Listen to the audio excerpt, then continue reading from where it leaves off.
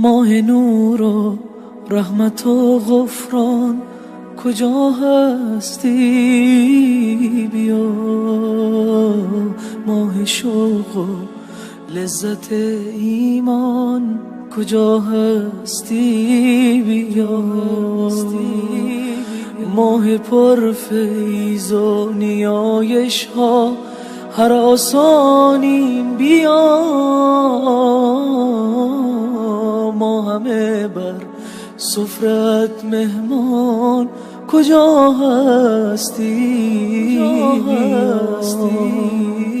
ای شبستان قلوب مسلمین آخر بیا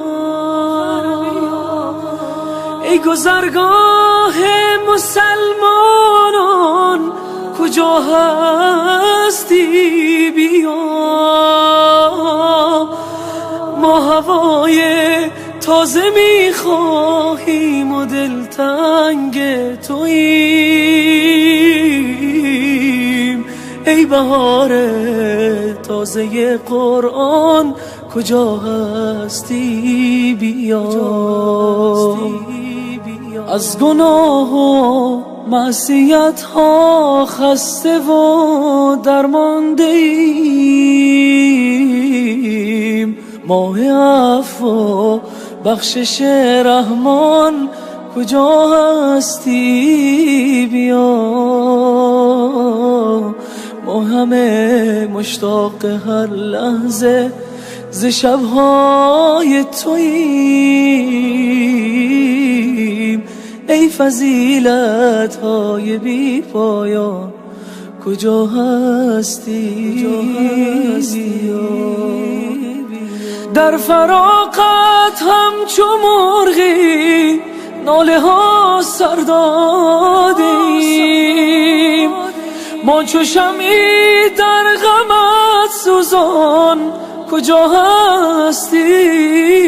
بیا ای مه نیکان بیا و دست شیطان را ببند ماهت از آتش نیران کجا هستی؟ بیا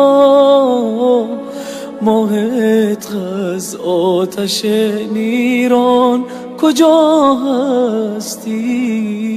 بیا مسلمین در خواب غفلت ماه بیداری بیا ای مه بیداری وجدان کجا هستی؟ بیا